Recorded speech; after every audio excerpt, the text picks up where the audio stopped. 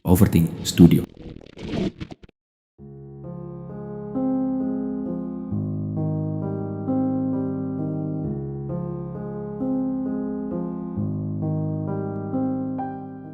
Kisah ini bermula dengan dua dokter yang sedang menuju ruang operasi mereka masing-masing.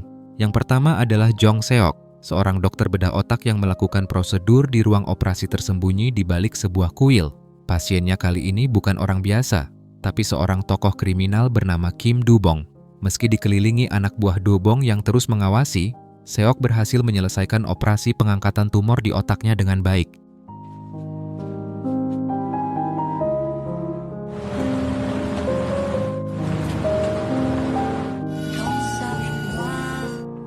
시작하죠. Sementara itu, dokter kedua adalah Choi Deok-hee, pria yang lebih tua dan bekerja secara resmi di rumah sakit. Setelah menyelesaikan operasinya, Deok-hee menemui seorang sersan polisi yang sedang menyelidiki praktik bedah ilegal di pasar gelap.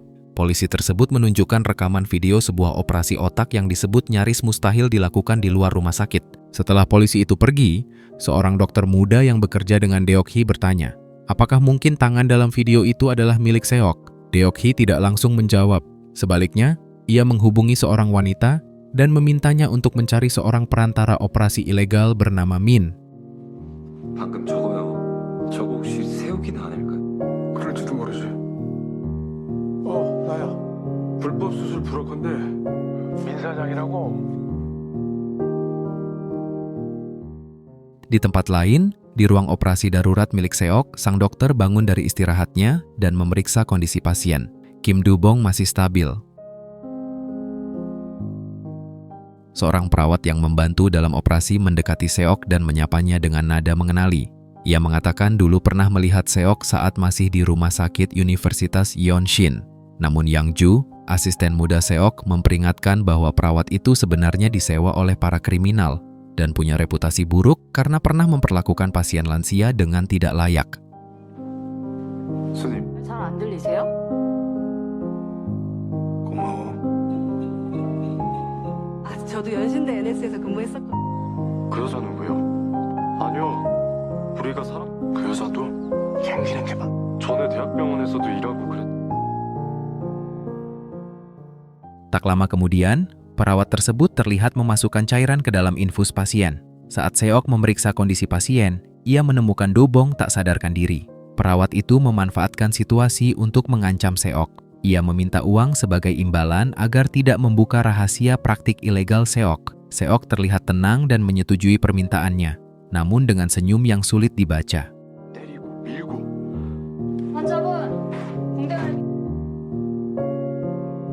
네, 조용히 얘기할 때가 여기... 그럼 200씩. 이따 계좌번호 주세요. Di sisi lain, Deok-hee dan wanita bernama Nyonya Ra bertemu dengan Min, perantara operasi gelap. Min mengaku bahwa video operasi itu sebenarnya dikirim oleh pihak luar negeri yang ingin menemukan siapa dokternya. Tapi Min tidak benar-benar mencarinya karena ia biasanya menghindari kasus bedah otak. Setelah pertemuan itu, Deok-hee tampak semakin yakin bahwa dokter dalam video tersebut adalah Seok. Malam harinya, Deok-hee bertemu Inspektur Yeom, kenalan lamanya dari kampung halaman. Yeom menceritakan bagaimana Deok-hee dulu dikenal sebagai anak jenius yang berhasil masuk sekolah kedokteran. Tapi di tengah pembicaraan itu, Deok-hee tiba-tiba merasa tidak enak badan dan buru-buru ke kamar kecil untuk minum obat.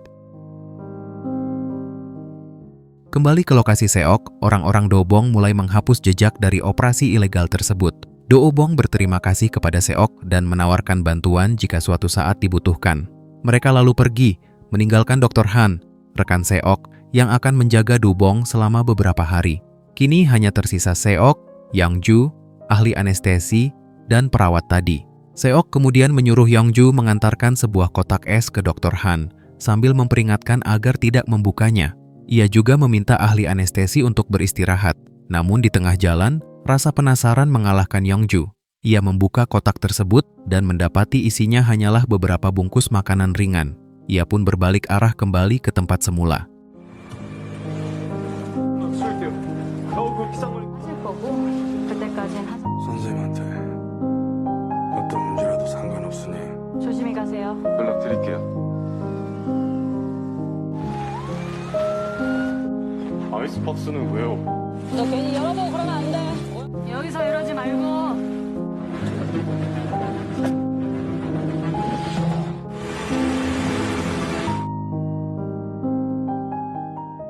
Di lokasi, perawat yang tadi meminum air dari botol milik Seok mendadak pingsan. Saat terbangun, ia kebingungan mencari tasnya.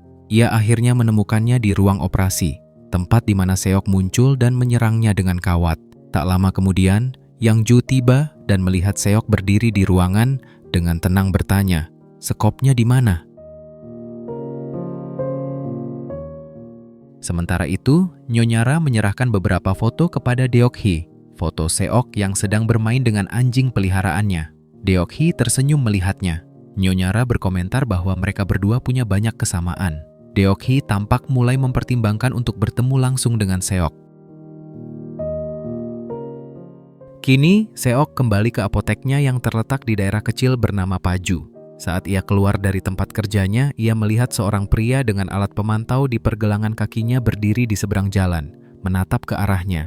Saat tiba di rumah, ia menceritakan hal tersebut kepada Yang Ju. Tiba-tiba, ia menerima panggilan dari Deok-hee. Ia memberitahu bahwa ia akan datang menemuinya. Panggilan itu membuat Seok tampak terguncang.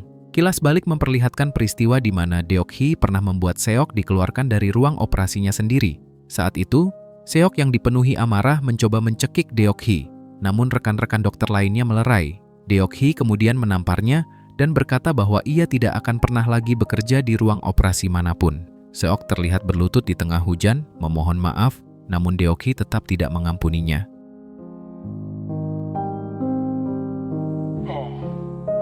오랜만에 얼굴이나 보자.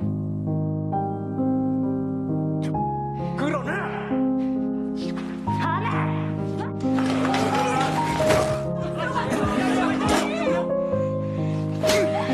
평생 다시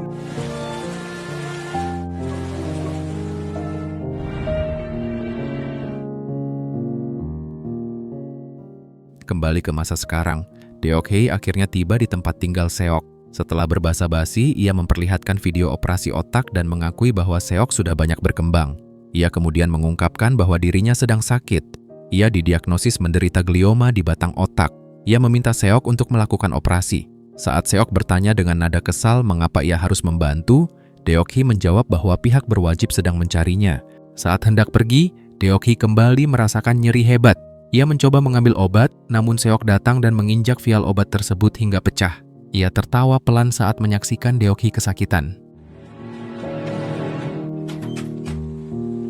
남이사. 안 본 사이에 실력이 좀 내가 몸이 좀 안 좋아. 브레인스템 글리오마. 내가 준비할 테니까 너는 와서 수술. 내가 왜?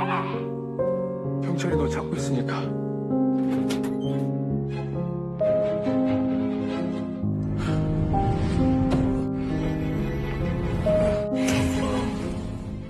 Disinilah episode pertama dari Hyper Knife berakhir.